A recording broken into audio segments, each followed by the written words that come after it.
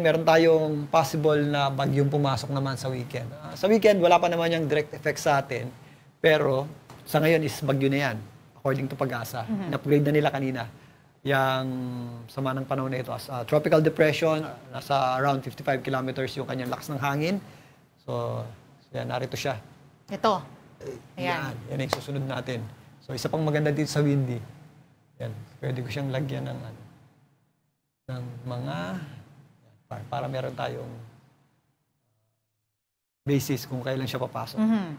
Karoon na tayo ng Philippine Area of Responsibility. So itong binabantayan nating bagong bagyo sa labas ng PAR is nasa around 1,900, I think, or less than 2,000 kilometers na layo sa eastern section ng Northern Luzon. So halos dalawang area of responsibility pa ang layo niyan sa ating area of responsibility, pero by weekend, inaasahan natin yan na pumasok sa ating Philippine Area of Responsibility. So gamitin natin yung kaninang tinuro natin sa ating mga viewers. So by Saturday, yan, makikita natin yung general circulation niya.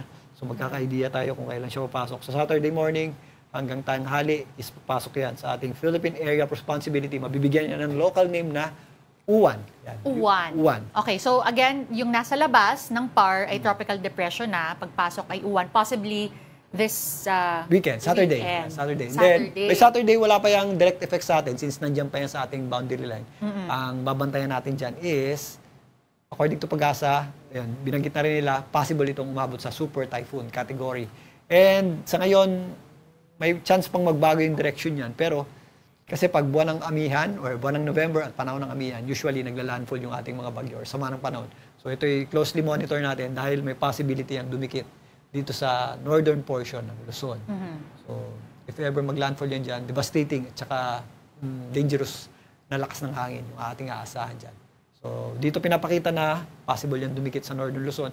Pero again, using these computer models, usually kapag more than a week na yung output niyan is malaki pa yung discrepancy or so medyo malayo pa siya sa katotohanan. Pero pag nagsama-sama naman sila or again, pag may consensus na po sila or may pare-pareha silang halos magkakamukhang output, at least nagkakaroon tayo ng idea on what is coming or what we can prepare to. Pero yung ating pinaka-ideal na time frame for this computer models o sa mga computer models na ginagamit natin, usually at least a week, yan, magkakaroon tayo ng general idea na meron tayong ganitong sama ng panahon or saan siya pupunta.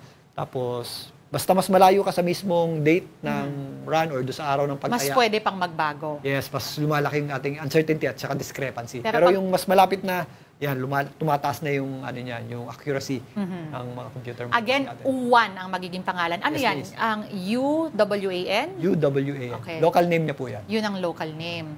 Okay, so aasahan niyan pumasok kung matutuloy Sabado. Yes. Okay.